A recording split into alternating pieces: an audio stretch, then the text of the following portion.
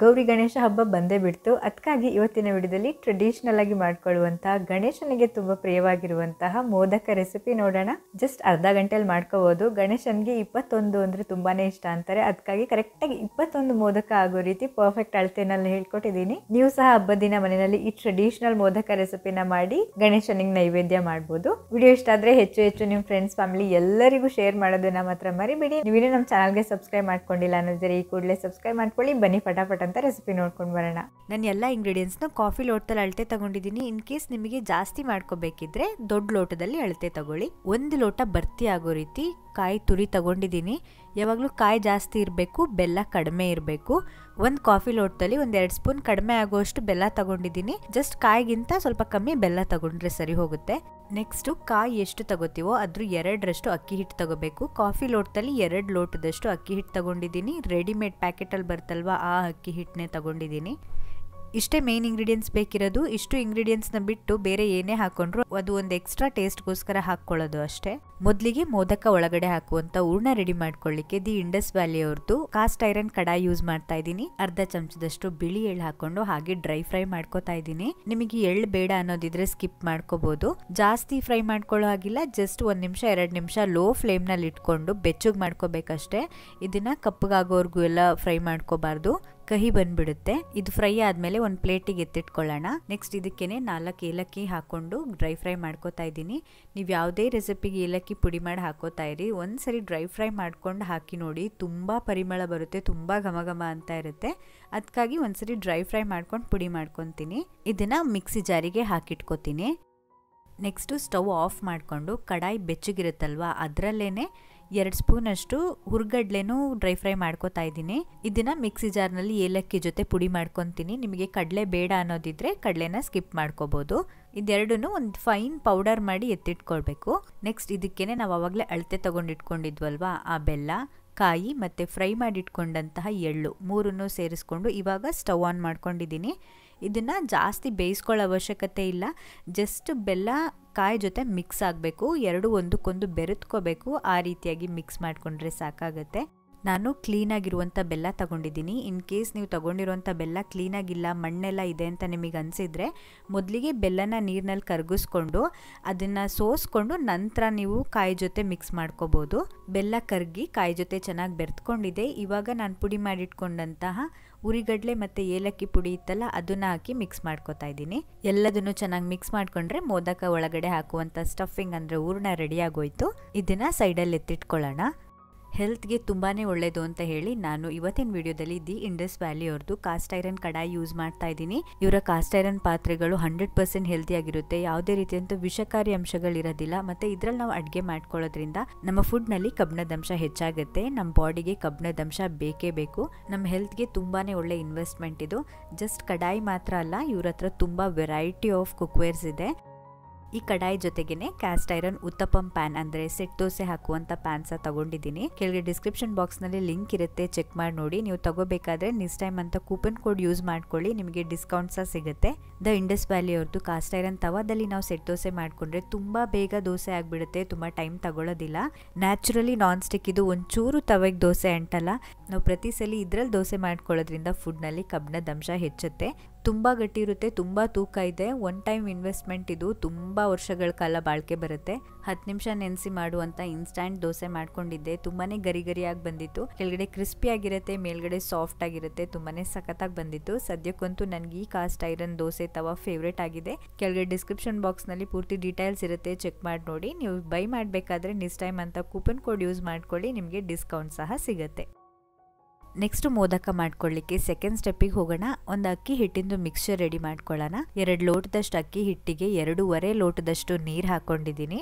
1 ಚಿಟಿಕೆ ಉಪ್ಪು ಮತ್ತು ಒಂದು ಅರ್ಧ ಚಮಚದಷ್ಟು ಗೋಧಿ ಹಿಟ್ಟು ಹಾಕೊಂಡಿದ್ದೀನಿ. ಗೋಧಿ ಹಿಟ್ಟು ಹಾಕೊಳ್ಳೋದ್ರಿಂದ ಮೋದಕ ಬೇಯಬೇಕಾದ್ರೆ ಒಡೆದೋಗೋದಿಲ್ಲ ಅಥವಾ ಕ್ರ್ಯಾಕ್ಸ್ ಬರೋದಿಲ್ಲ. ಗೋಧಿ ಹಿಟ್ಟಾದರೂ ಹಾಕೋಬೋದು ಅಥವಾ ಮೈದಾ ಹಿಟ್ಟಾದರೂ ಹಾಕೋಬೋದು. 2ರಲ್ಲಿ ಯಾವುದಾದ್ರೂ ಒಂದು ಹಾಕ್ಕೊಳ್ಳಿ. ಒಂಚೂರು ಗಂಟಿಲ್ದಲ್ಲೇ ಇರೋ ರೀತಿ ಮಿಕ್ಸ್ ಮಾಡಿಕೊಂಡು ಇವಾಗ ಸ್ಟವ್ ಆನ್ ಮಾಡ್ಕೊಂಡಿದ್ದೀನಿ.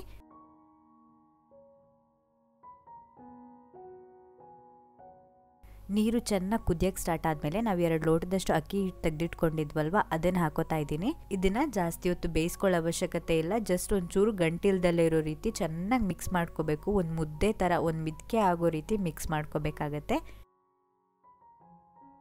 ಅಕ್ಕಿ ಹಿಟ್ಟು ಹಾಕಿದ್ಮೇಲೆ ಒಂದು 2-3 ನಿಮಿಷ ಕೈ ಬಿಡ್ದಂಗೆ ಚೆನ್ನಾಗಿ ತಿರುಗಿಸ್ಕೊಂಡ್ರೆ ರೆಡಿ ಆಗುತ್ತೆ. ಒಂದು ಸ್ವಲ್ಪನೂ ಹಿಟ್ಟು ಡ್ರೈ ಆಗಿಲ್ಲ, ಪೂರ್ತಿ ಹಿಟ್ಟು ನೀರು ಜೊತೆ ಚೆನ್ನಾಗಿ ಬೆಂದ್ಕೊಂಡಿದೆ. ಇವಾಗ ಸ್ಟವ್ ಆಫ್ ಮಾಡ್ಕೊಂಡಿದ್ದೀನಿ. ಯಾವುದಾದ್ರೂ ಅಗಲ ತಟ್ಟೆನಲ್ಲಿ ಅಥವಾ ಒಂದು ಬೋರ್ಡ್ ಮೇಲೆ ಎಣ್ಣೆ ಅಥವಾ ತುಪ್ಪ ಹಚ್ಕೊಂಡು ಈ ಅಕ್ಕಿ ಹಿಟ್ಟು ಮಿಕ್ಸ್ಚರ್ ನಾವೇನು ರೆಡಿ ಮಾಡ್ಕೊಂಡ್ವಿ ಚೆನ್ನಾಗಿ ನಾದ್ಕೋಬೇಕು. ಇದನ್ನು ತುಂಬ ಬಿಸಿ ಇರುತ್ತೆ, ಡೈರೆಕ್ಟಾಗಿ ಕೈಯಲ್ಲಿ ನಾದ್ಕೊಳ್ಳೋಕ್ಕಾಗೋದಿಲ್ಲ. ಅದಕ್ಕಾಗಿ ಒಂದು ಲೋಟದ ಕೆಳಗಡೆ ಎಣ್ಣೆ ಅಥವಾ ತುಪ್ಪ ಹಚ್ಕೊಂಡು ಅಂಟದಲ್ಲೇ ಇರಲಿ ಅಂತ ಈ ರೀತಿಯಾಗಿ ಚೆನ್ನಾಗಿ ನಾದ್ಕೋಬೇಕಾಗುತ್ತೆ. ಬಿಸಿ ಇರಬೇಕಾದ್ರೇ ನಾದ್ಕೋಬೇಕು, ಒಂಚೂರು ಕ್ರ್ಯಾಕ್ಸ್ ಬರಲ್ಲ ಈ ರೀತಿಯಾಗಿ ಮಾಡ್ಕೊಳ್ಳೋದ್ರಿಂದ. ಕೈಯಲ್ಲಿ ನಾದ್ಕೊಳ್ಳೋಕ್ಕಾಗುವಷ್ಟು ಸ್ವಲ್ಪ ತಣ್ಣಗಾಗೋವರೆಗೂ ಇದೇ ರೀತಿ ಲೋಟದಲ್ಲಿ ನಾದ್ಕೊತೀನಿ. ಕೈಯಲ್ಲಿ ನಾದ್ಕೊಳ್ಳೋ ಅಷ್ಟು ಹಿಟ್ಟು ತಣ್ಣಗಾದ ಮೇಲೆ ಇದನ್ನ 2 ಪಾರ್ಟ್ ಮಾಡಿಕೊಂಡು ಚೆನ್ನಾಗಿ ನಾದ್ಕೋತಾ ಇದ್ದೀನಿ. ಎರಡನ್ನೂ ಸಹ 5-5 ನಿಮಿಷ ಚೆನ್ನಾಗಿ ನಾದ್ಕೋಬೇಕು. ಒಂದು ಮುದ್ದೆ ಮಾಡೋಕ್ಕೆ ಆಗಬೇಕು ಆ ರೀತಿಯಾಗಿ ನಾದ್ಕೋಬೇಕಾಗತ್ತೆ. ಇವಾಗ ಪಾತ್ರೆ ಅಂಗಡಿಗಳಲ್ಲೆಲ್ಲ ಈಸಿಯಾಗಿ 30 ರೂಪಾಯಿ 40 ರೂಪಾಯಿಗೆಲ್ಲ ಮೋದಕ ಅದು ಮೌಲ್ಡ್ ಸಿಗುತ್ತೆ. ಅದು ಒಂದು ಸಣ್ಣ ಸೈಜಿನ ಮೌಲ್ಡ್ ತಗೊಂಡಿದ್ದೀನಿ. ಇದಕ್ಕೆ ಎಣ್ಣೆ ಅಥವಾ ತುಪ್ಪ ಎರಡರಲ್ಲಿ ಯಾವ್ದಾದ್ರು ಒಂದನ್ನ ಹಚ್ಕೊಳ್ಳಿ. ಮೋದಕ ಈಸಿಯಾಗಿ ಹೊರಗಡೆ ಬರಬೇಕು, ಅಂಟ್ಕೋಬಾರ್ದು ಅಂತ. ಮೋದಕ ಮೌಲ್ಡ್ ಇಲ್ಲ ಅನ್ನೋದಾದ್ರೆ ಕರ್ಜಿಕಾಯಿ ಮೌಲ್ಡ್ ಬರುತ್ತಲ್ವಾ, ಅದರಲ್ಲೂ ಸಹ ಮಾಡ್ಕೋಬಹುದು. ನಾವು ನಾದಿಟ್ಕೊಂಡಿರುವಂತ ಸ್ವಲ್ಪ ಹಿಟ್ಟನ್ನ ತಗೊಂಡು ಮತ್ತೆ ಒಂದ್ಸರಿ ಚೆನ್ನಾಗಿ ನಾದ್ಕೊಂಡಿದ್ದೀನಿ. ನಂತರ ಮೋದಕ ಮೌಲ್ಡ್ ಒಳಗಡೆ ಹಾಕ್ಕೊಂಡು ಚೆನ್ನಾಗಿ ಒಳಗಡೆ ಪ್ರೆಸ್ ಮಾಡ್ಕೋಬೇಕಾಗುತ್ತೆ, ಶೇಪ್ ಚೆನ್ನಾಗಿ ಬರಲಿ ಅಂತ ಹೇಳಿ. ಮಧ್ಯದಲ್ಲಿ ಜಾಗ ಮಾಡ್ಕೋಬೇಕು ಹೂರಣ ತುಂಬೋದಕ್ಕೆ. ಆದಷ್ಟು ಹಿಟ್ಟು ಕಡಿಮೆ ಇರಬೇಕು, ಹೂರಣ ಜಾಸ್ತಿ ಹಾಕ್ಕೋಬೇಕಾಗತ್ತೆ. ಅದಕ್ಕೆ ಚೆನ್ನಾಗಿ ಪ್ರೆಸ್ ಮಾಡ್ಕೊಂಡು ಜಾಗ ಮಾಡ್ಕೊಳ್ಳಿ ಮಧ್ಯದಲ್ಲಿ. ನೆಕ್ಸ್ಟ್ ಇದಕ್ಕೆ ಹೂರಣ ಫಿಲ್ ಮಾಡ್ಕೊಳ್ಳೋಣ. ಹೂರಣನ ಚೆನ್ನಾಗಿ ಪ್ರೆಸ್ ಮಾಡಿಕೊಂಡು ತುಂಬಿ ಹಾಕ್ಕೋಬೇಕು. ಇಲ್ದಲೇ ಇದ್ದರೆ ಸ್ವೀಟ್ ಕಡಿಮೆ ಅನಿಸುತ್ತೆ, ಅದಕ್ಕಾಗಿ. ಮತ್ತು ಸ್ವಲ್ಪ ಕೊನೆಯಲ್ಲಿ ಜಾಗ ಬಿಟ್ಕೊಳ್ಳಿ ಅಕ್ಕಿ ಹಿಟ್ಟಿನಲ್ಲಿ ಕ್ಲೋಸ್ ಮಾಡಲಿಕ್ಕೆ.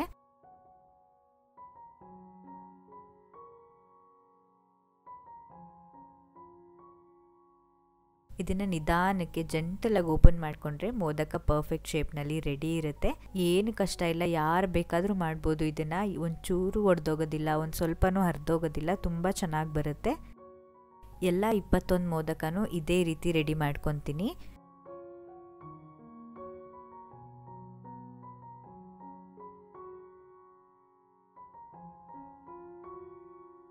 ಮೊದಲಿಗೆ ಒಂದು ಬ್ಯಾಚ್ ರೆಡಿ ಮಾಡ್ಕೊತೀನಿ. ಅದು ಬೇಯೋ ಅಷ್ಟರಲ್ಲಿ ಇನ್ನೊಂದು ಬ್ಯಾಚ್ ಮೋದಕನ ನಾವು ರೆಡಿ ಇಟ್ಕೋಬೋದು. ನಾನು ಈ ಮೋದಕನ ಹಬೆನಲ್ಲಿ ಬೇಯಿಸ್ಕೊತಾ ಇದ್ದೀನಿ. ಇಡ್ಲಿ ಪಾತ್ರೆನಲ್ಲಾದರೂ ಬೇಯಿಸ್ಕೋಬೋದು, ತಟ್ಟೆ ಇಡ್ಲಿ ಪಾತ್ರೆನಲ್ಲಿ ಬೇಯಿಸ್ಕೋಬೋದು, ಅಥವಾ ಯಾವುದಾದ್ರು ಈ ರೀತಿಯಾದಂಥ ತೂತ್ ಪಾತ್ರೆನಲ್ಲೂ ಬೇಯಿಸ್ಕೋಬೋದು. ಬಾಳೆ ಎಲೆ ಮೇಲೆ ಎಣ್ಣೆ ಹಚ್ಕೊಂಡು ಆನಂತರ ಮೋದಕ ಇಟ್ಕೊತಾ ಇದ್ದೀನಿ. ಬಾಳೆ ಎಲೆ ಇಲ್ಲ ಅಂದರೂ ನಡೆಯುತ್ತೆ, ಹಾಗೆ ಡೈರೆಕ್ಟಾಗಿ ಪಾತ್ರೆ ಮೇಲೆ ಎಣ್ಣೆ ಹಚ್ಕೊಂಡು ಸಹ ಬೇಯಿಸ್ಕೋಬೋದು. ಬಾಳೆ ಎಲೆ ಬದಲಿಗೆ ಅರಿಶಿಣದ ಎಲೆ ಸಹ ಹಾಕ್ಕೋಬೋದು.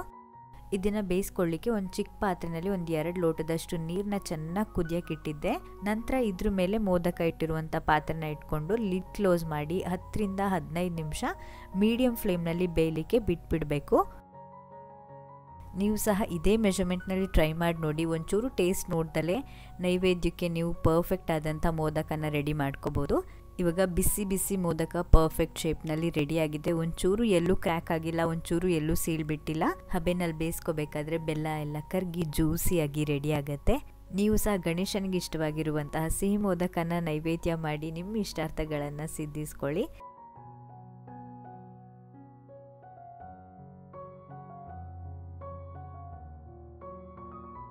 ನೋಡಿದ್ರಲ್ವ ಮೋದಕ ಮಾಡ್ಕೊಳ್ಳೋದು ಎಷ್ಟು ಸಿಂಪಲ್ ಅಂತ. ತುಂಬಾ ಟ್ರೆಡಿಷ್ನಲ್ ರೆಸಿಪಿ, ಇದರಲ್ಲಿ ಯಾವುದೇ ಹೊಸ ಇನೋವೇಷನ್ ಇಲ್ಲ, ಜಸ್ಟ್ ಪರ್ಫೆಕ್ಟ್ ಅಳತೆನಲ್ಲಿ ಹೇಳ್ಕೊಟ್ಟಿದ್ದೀನಿ ಅಷ್ಟೇ. ನೀವು ಸಹ ಹಬ್ಬದ ದಿನ ಮನೆಯಲ್ಲಿ ಮೋದಕ ಮಾಡೋದನ್ನು ಮಾತ್ರ ಮರಿಬೇಡಿ. ನಾನು ಮೋದಕ ಮೌಲ್ಡ್ನ ಯೂಸ್ ಮಾಡಿದ್ದೀನಿ. ಇನ್ ಕೇಸ್ ನೀವು ಹತ್ರ ಮೋದಕ ಮೌಲ್ಡ್ ಇಲ್ಲ ಅನ್ನೋದಾದರೆ ಕರ್ಜಿಕಾಯಿ ಮೌಲ್ಡ್ ಸಿಗುತ್ತಲ್ವ, ನೀವು ಅದರಲ್ಲೂ ಸಹ ಮಾಡ್ಕೋಬೋದು. ನಿಮಗೆ ರೆಸಿಪಿನಲ್ಲಿ ಏನಾದರೂ ಕನ್ಫ್ಯೂಷನ್ ಇದ್ದರೆ ಕೆಳಗಡೆ ಡಿಸ್ಕ್ರಿಪ್ಷನ್ ಬಾಕ್ಸ್ನಲ್ಲಿ ಇಂಗ್ರೀಡಿಯೆಂಟ್ ಲಿಸ್ಟ್ ಇರುತ್ತೆ, ನೀವು ಅದನ್ನ ಚೆಕ್ ಮಾಡಿ ನೋಡಿ. ಇವತ್ತಿನ ವಿಡಿಯೋ ಇಷ್ಟ ಆಗಿದ್ರೆ ಲೈಕ್ ಮಾಡಿ, ನಿಮ್ಮ ಫ್ರೆಂಡ್ಸ್ ಫ್ಯಾಮಿಲಿ ಎಲ್ಲರಿಗೂ ಫೇಸ್ಬುಕ್ ವಾಟ್ಸಪ್ ಎಲ್ಲ ಕಡೆ ಶೇರ್ ಮಾಡಿ. ನೀವು ನಮ್ಮ ಚಾನಲ್ಗೆ ಸಬ್ಸ್ಕ್ರೈಬ್ ಆಗಿಲ್ಲ ಅನ್ನೋದಿದ್ರೆ ಈ ಕೂಡಲೇ ಸಬ್ಸ್ಕ್ರೈಬ್ ಮಾಡ್ಕೊಳ್ಳಿ. ನಿಮ್ಮ ಫ್ರೆಂಡ್ಸ್ ಫ್ಯಾಮಿಲಿ ಎಲ್ಲರ ಹತ್ರ ಕೂಡ ಸಬ್ಸ್ಕ್ರೈಬ್ ಮಾಡಿಸಿ. ನಾನು ನಿಮಗೆ ಸಿಗ್ತೀನಿ ಮತ್ತೊಂದು ಸೂಪರ್ ಡೂಪರ್ ರೆಸಿಪಿ ಜೊತೆ. ಅಲ್ಲಿವರೆಗೂ ಹ್ಯಾಪಿ ಕುಕಿಂಗ್.